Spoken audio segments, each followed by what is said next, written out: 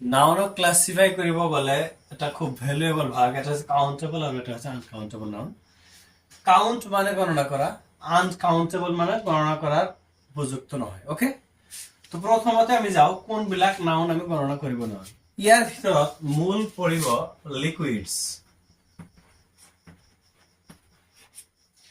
Next আহিব gases, আৰু এটা এক ধৰণৰ নাউন আছে ক্ৰাস্টেল। কি এইবিলাক বুজাই আছো? ক্ৰাস্টেলস এইখিনি সব আনকাউন্টেবল নাউন, তাৰ মানে ইয়াক গণনা কৰিব নোৱাৰি।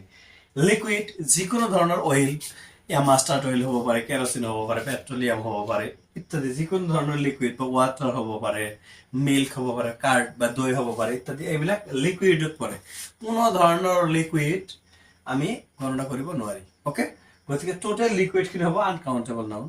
নেক্সট আহিছে আমি গ্যাসেস, যিবিলাক গেছীয় আকাৰত আছে, চকুৰ মানে চকুৰে চাব নোৱাৰি। বতাহ, অক্সিজেন, হাইড্রোজেন, নাইট্রোজেন বা petroleum gas, biology liquid petroleum gas, যে সরি লিকুইড পেট্রোলিয়াম গ্যাসটো তো আমার মানে লিকুইড ফর্মত থাকি, ইয়াক এৰি দিলে আকৌ গ্যাস হৈ যায়। তো যিবিলাক গ্যাস আছে আমি চকুৰে চাব নোৱাৰি, অল আৰ আনকাউন্টেবল নাউন, কাৰণ this can not be counted.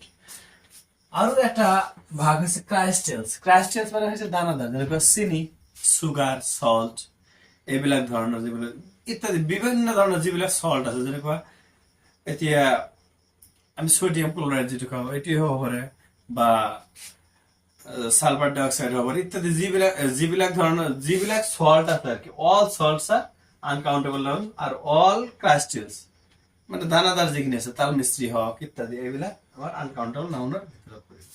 আৰু এইবিলাকৰ বাহিৰে যিবিলাক কাউন্ট কৰা যায়, এতিয়া pens, men, bag, book, mobile, pencil ইত্যাদি, যিবিলাক কাউন্ট কৰা যায়, all are countable noun. Okay.